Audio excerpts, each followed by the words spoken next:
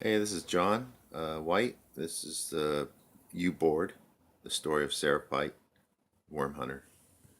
She's a superhero who takes on the world by getting microscopic and taking on parasites by becoming a parasite. So this is her drill, and when I first did it, it was 17 of these dots. I thought more was more, but more was bad. These dots were popping out, frustrating me really bad.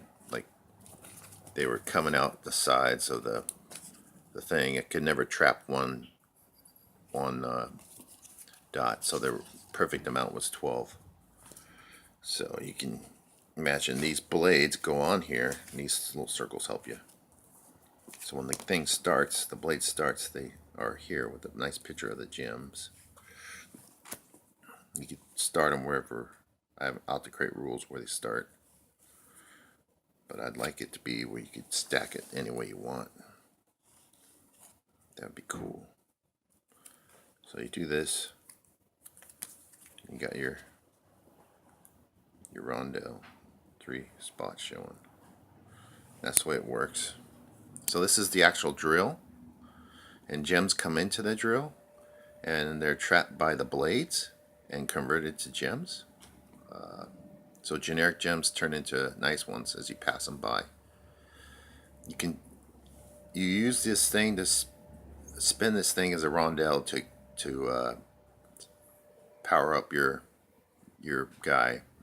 Spend cards, action cards.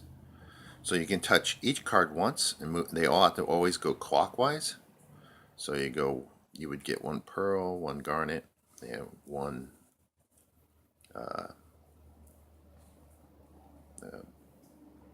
whatever amethyst, right? Emerald. No, that's amethyst. I don't know. Yeah, that's amethyst. So we'd have those three. Uh, so you could spend a card that had three, one of each element, and so that's how it works. Oh, if you pass one that you didn't use because you need to get in position, you'd flip the card and represent that generic gem on your card. If you keep doing that, keep passing gems up,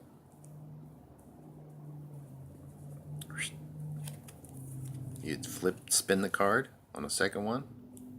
And if you were to do that again, pass another gem up to get it in place, you'd flip the card over and reset it, and those three would go onto your character card. I haven't printed out the character card yet, so it would be kind of like something like this, but more iconic. And then the bad thing would be here, splitting open and showing bad things are happening. And you do it too many times, that's the end game trigger. Meanwhile, you're spending cards trying to move this. Actually, it's like a card meeple. It moves along a worm as you take on and successfully take on stuff as you go. And so, other than that end game trigger of failing by passing too many gems up, I'm working on creating a randomizer because right now it's just a puzzle, a really nice puzzle, which is fine. But I would like a little bit of randomizer so it's not so Hanabi. Well, Hanabi even has a randomizer of the deal, so that's not a good illustration. But maybe I'm trying to get to that level where I have random draw, maybe a little bit hand management. But the design is 18 cards, so you have 4 for this rondel. You have 2 for your character meeple, card meeple, and then you have the thread, which would be 4, and then a hand of cards making up the rest.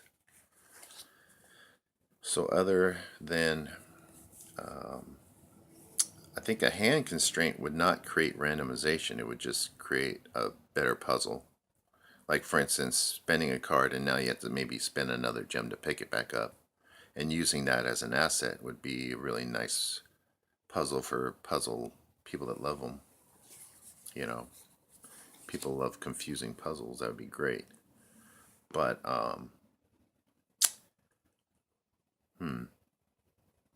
the I want it to be more than people measuring how well, how far they got without how many gems they passed up on. I want it to be a little bit. I mean, that's how people are going to measure the game. But sorry for the shaking. I